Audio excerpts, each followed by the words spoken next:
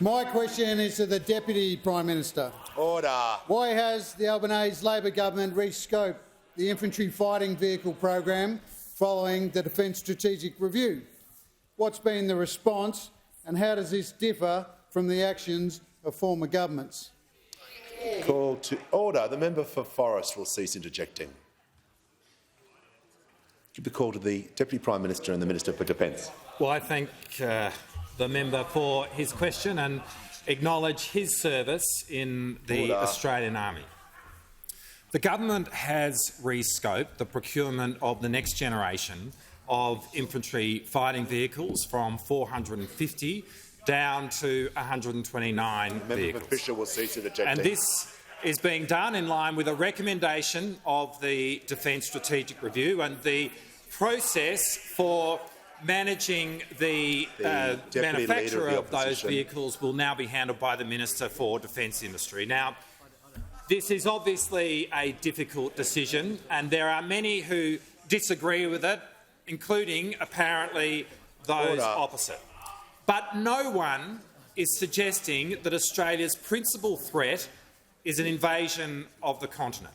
What we need is a nimble and mobile army, and it needs to be potent, so we need a number of those fighting vehicles, but we need to have the capacity to transport them, and which means that if we don't, we risk having hundreds of those vehicles stranded in Australia, and if we're not about to be invaded, what is the point of that? Now, they are the strategic reasons behind the hard decision that we have made, and that stands in stark contrast to the way defence policy was handled over most of the last decade. Because the former government didn't do strategy, and the former government was incapable of making a hard decision. When they spent money, they were completely out of control, which is why we saw 28 different programs running a combined 97 years over time.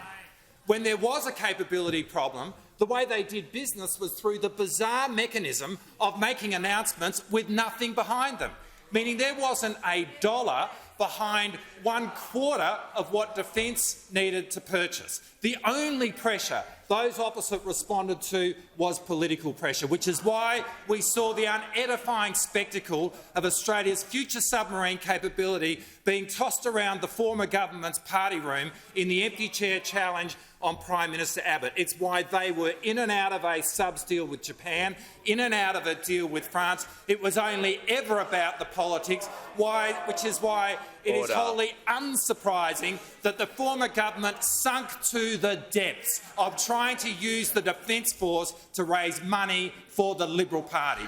Well, our government's only interest is the national interest, and we will continue to engage in strategic analysis and to make the hard decisions required to building the Defence Force that we need to keep Australians safe.